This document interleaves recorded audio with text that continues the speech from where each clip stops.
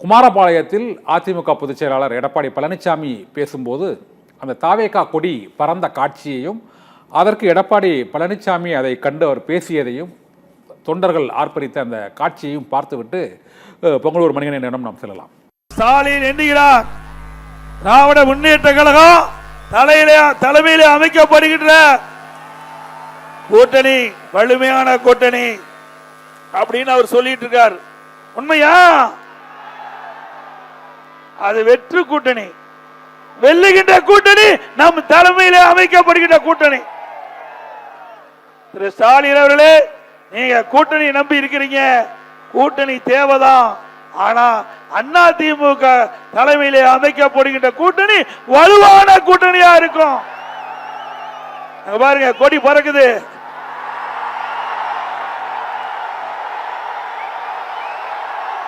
பிள்ளையார் சொல்லி போட்டாங்க, எழுச்சி ஆரவாரம். ஸ்டாலின் அவர்களே, குமராபாளையத்தில் நடைபெற்ற கூட்டத்தினுடைய ஆரவாரம் செவிய தொலைச்சுக்கிட்டு போகுது. நம்முடைய திட்டம் நிறைவேறாது. ஆகாயத்தில் கோட்டை கட்டி கனவு கண்டு கொண்டிருக்கின்ற அந்த கனவு காணல் நீராகத்தான் போகும். பொங்கலூர் மணிகண்டன் சார், நாம் இப்பொழுது இந்த எடப்பாடி பழனிசாமி பேசிய அந்த பேச்சை கேட்டோம். ஒரு பெரிய விபத்திலிருந்து குணமடைந்து முதன்முறையாக இந்த தொலைக்காட்சியில் நம்மோடு ஒரு முக்கியமான ஒரு கட்டத்தில் தேர்தல் கூட்டணி தொடர்பாக அரசியல் விமர்சகர் பொங்கலூர் மணிகண்டன் நம்மோடு இணைந்திருக்கிறார். முதலில் அவர் உடல்நலம் குணமாகி நம்மோடு இணைந்து இந்த விவாதத்தில் கலந்து கொண்டமைக்கு நன்றியை தெரிவித்துக் கொள்கிறோம்.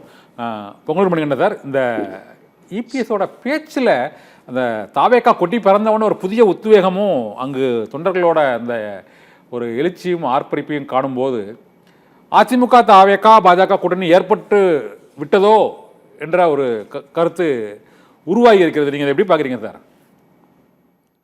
முதலில் இறைவனுக்கும் சத்தியம் தொலைக்காட்சிக்கும் நன்றி. இல்லை சார், அதாவது அதிமுக பொதுச் செயலாளர் அவர்கள் மக்கள் கருத்தை பேசுகிறார். அதாவது தமிழக வெற்றி கழகமாகட்டும், அனைத்து இந்திய அண்ணா திராவிட முன்னேற்ற கழகமாகட்டும், தமிழ்நாட்டு மக்களாகட்டும், எல்லோருமே திமுக இந்த தேர்தலில் வீழ்த்தப்பட வேண்டும் என்று விரும்புகிறார்கள்.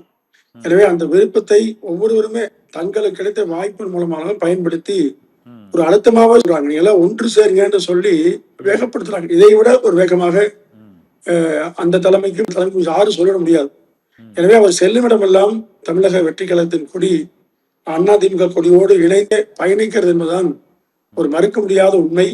என இயற்கையாகவே திரு விஜய் அவர்களுக்கும் தமிழக வெற்றி கழக தொண்டர்களுக்கும் திமுக ஆட்சியை வீழ்த்த வேண்டும் என்கிற எண்ணம் கரூர் சம்பவத்துக்கு பிறகு நிச்சயமா உருவாகி இருக்கிறது. ஏன்னா யாரும் இந்த சம்பவம் உருவாக வேண்டும் என்றோ சம்பவத்தை வைத்து அரசியல் செய்ய வேண்டும் என்றோ யாருக்கும் விருப்பம் இல்லை. அந்த தற்செயலா உருவானது.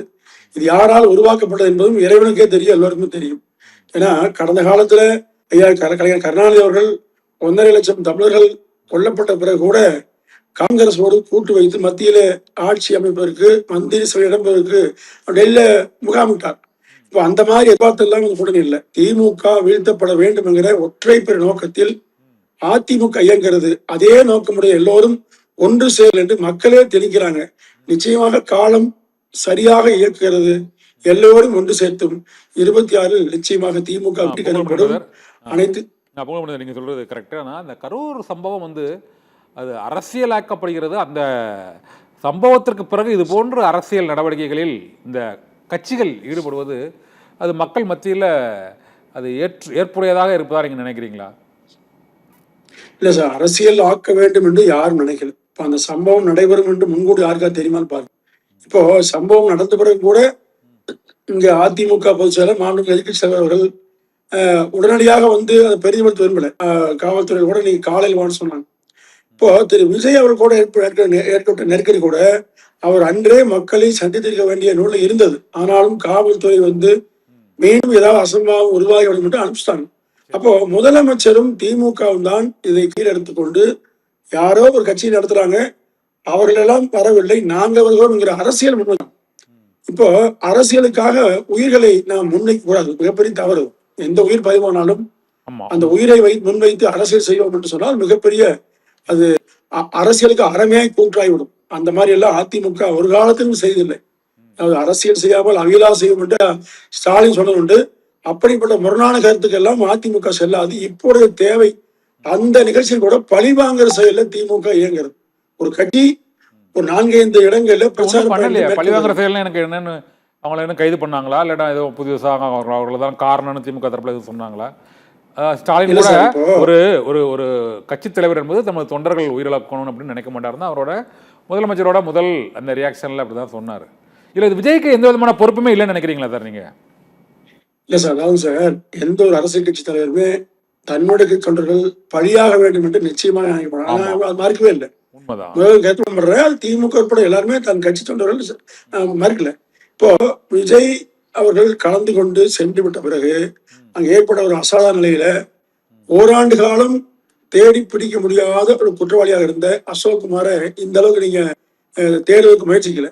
ஆனா ஆதவர்ஜனாவை, திரு புஷியானந்த, நிர்மல்குமார் போன்ற கட்சியை சேர்ந்த மாவட்ட வழக்கு தான் போடுறாங்க சார். செயலாளர்கள் ஒன்றும் கைதெல்லாம் ஒன்றும் பண்ணலையா? வழக்கு தான் 5 படி போடுறாங்க. இல்ல சார், தனிப்படைகள் அமைத்து தேடுகிறோம்னு சொன்னீங்க இல்லையா? இப்போ இது இது ஒரு வகையான ஒரு நிகழ் சம்பவம்.